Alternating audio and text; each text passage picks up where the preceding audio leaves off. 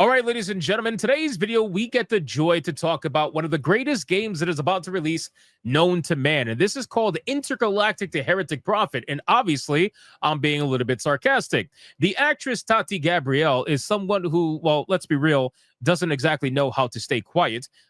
This particular person has took it upon themselves to mock gamers in a brand new interview and claims that you guys who are watching this video right now who clicked on it to learn more about this terrible game, you guys are going to buy her product anyway. You are going to buy it whether you hate it or not, and you're gonna love it when you do it. That's what she's thinking, and that's the level of ego that we're dealing with. Now, obviously, Tati Gabrielle is well, I don't really know what word to use here, considering the creature we're looking at right now. But it's a particular person that apparently has a huge ego because they're becoming the next Pedro Pascal, right? Tati Gabrielle is somebody who is seemingly being put in a bunch of Hollywood movies right now. She landed the obvious lead role for Naughty Dog's latest, single player adventure game and whatnot. So she's probably feeling herself, she's feeling herself and she's probably thinking that she's too big to fail, or at least that's how it seems anyway. Because anybody who mocks people like that and says, well, you're just going to buy it anyway, you're going to like it anyway, like you very clearly have an attitude problem or you think very, very highly of yourself. So let's go over this and see exactly what this particular person has to say. Naughty Dog's upcoming title, Intergalactic, the Heretic Prophet, and its main actress have already sparked intense debate throughout the gaming world. This is from That Park Place. Shout out to That Park Place. And yes, this game has sparked a lot of debate all around the world. This game has sparked so much that people just completely mocked the hell out of this trailer when it released. It got downvoted into oblivion. But don't get it twisted. There are a lot of Naughty Dog shows out there. There are a lot of Naughty Dog fans that refuse to let any of their games die. These are the same people that have bought The Last of Us 10 different times for 4 different versions, or however many they're up to at this point. Lead actress Tati Gabrielle, who plays bounty hunter Jordan A. Munn, has found herself at the center of this ongoing storm. Rather than shying away from the criticism or just allowing gamers to voice their apprehensions as it is their right, Gabrielle has leaned in, dismissing detractors and predicting that even the harshest critics will end up loving the game. While confidence in one's project is admirable, history shows that mocking or alienating potential players, especially when ideological divides are at play, rarely ends well for a game's success. And that is true. Because remember what happened with Obsidian Entertainment and Avowed? It's the same exact thing, right? What happened with Avowed was really, honestly, it could have been avoided if it wasn't for Matt, the art director over there, who decided to open his mouth and make it all about ideology and Elon Musk and hating the white man and all this other nonsense. Well, then perhaps you would have had a little bit more sales. Perhaps you wouldn't have to go down the route that you had to go down, which is, well, your director left. Your director, it was so bad at Obsidian Entertainment that your director, Carrie Patel, left your game, left your studio to go work at Netflix Games. Who the hell uses Netflix Games? The controversy ignited shortly after the game's reveal trailer in December 2024, which we already know about. And by the way, remember when Tati Gabrielle posted this? Remember the fragile masculinity? Remember this? 100% incel tears?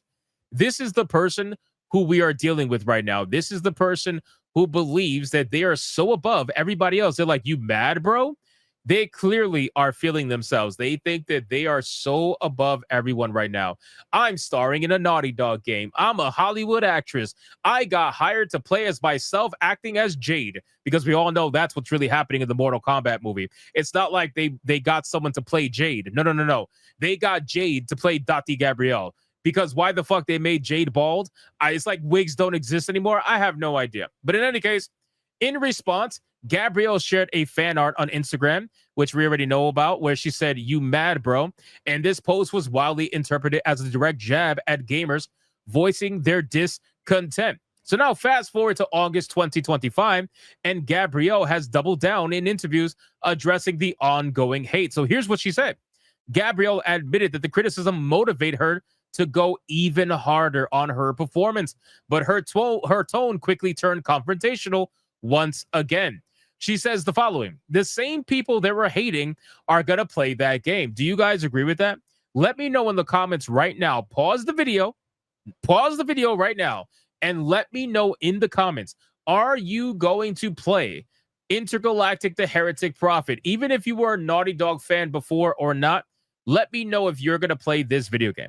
So let's continue. So they can be mad. This statement has already been labeled by some as arrogant and dismissive, further fueling accusations that she's attacking the audience, which she is. Recent commentary from gaming YouTuber shout out to Vera Dark exemplifies this growing frustration. In a recent video, Vera Dark dissects Gabrielle's comments, portraying them as cocky and out of touch. The video accuses Gabrielle of playing the victim while attacking potential customers and questions Naughty Dog's strategy of ignoring feedback. Vara highlights Gabrielle's social media posts and interview quotes, arguing that such responses only alienate fans further. Critics contend that Gabrielle's approach risks alienating a broader audience by framing all dissent as hatred. And keep in mind, this is literally what they do all the time, okay? I want to be very clear. This is their strategy. It's been their strategy for I don't even know how long now. They've been utilizing this strategy as far as I can remember. The first time I noticed it was Ghostbusters 2016, right? When Ghostbusters 2016 hit the market and everybody was just destroying that film, like absolutely destroying that film. They're like, what the hell is this garbage? Who is this for? Why are you putting this out? That's when I started realizing that the whole, oh, just make them hate us strategy, if you even want to call it that, was a thing. But honestly, it was even before that too, to be honest with you. But regardless, that's when I first noticed it personally. But in any case, the Incel Tears meme and her recent prediction come across as cocky, implying that gamers have no choice but to buy in, echoing a pattern where developers or actors dismiss feedback as invalid. So this is the mindset that comes from someone who didn't actually earn the status that they're working with, right? So what do I mean by that? Everybody knows Naughty Dog is a huge studio. There's no doubt about it. You can say what you want to say about The Last of Us 2. All of us pretty much hate it for the most part. And now guess what? Non-gamers hate it too, because season 2 was universally hated. So many people left that show. Anyway, I'm not even going to bother talking about it. But people do not like The Last of Us 2. But at the end of the day, Naughty Dog is still considered a massive studio by studio standards. And this is somebody who got hired by a big studio to be the lead character of their brand new game. This kind of action, this kind of talking comes from someone who didn't earn shit, comes from someone who was given damn near almost everything. That's how these people act when they didn't earn a single thing. So this person gets hired by Naughty Dog to become their lead actress. She wasn't there building up Naughty Dog all the way back since when? All the way back, even before the Uncharted, before The Last of Us, before any of that. Back in the old days, she wasn't there for any of that. She didn't build this stuff, but now that she's part of a big studio, now she feels like she's the shit, right? And she could talk down to people and come across this way. People don't got time for this shit, and they truly believe that you are incapable of not wanting to buy this game. She truly believes that you are incapable of not just saying no. That's what she believes. And I think that's actually pretty damn hilarious when you think about it. So again, pause this video and let me know in the comments down below. Are you incapable of saying no? Are you incapable of not buying Intergalactic, the Heretic Prophet? Is it that amazing of a video game that you have to buy it day one because Tati Gabrielle is in it? I mean, again, you can let me know all of that.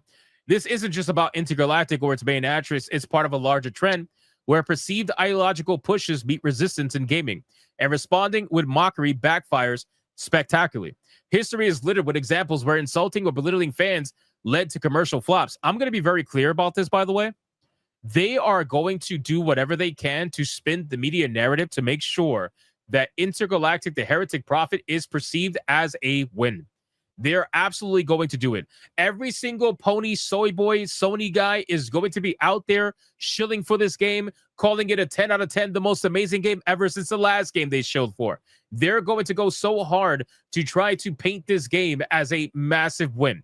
Whether it actually is or isn't doesn't matter. They're going to make it seem as if it's a massive win in the eyes of the public.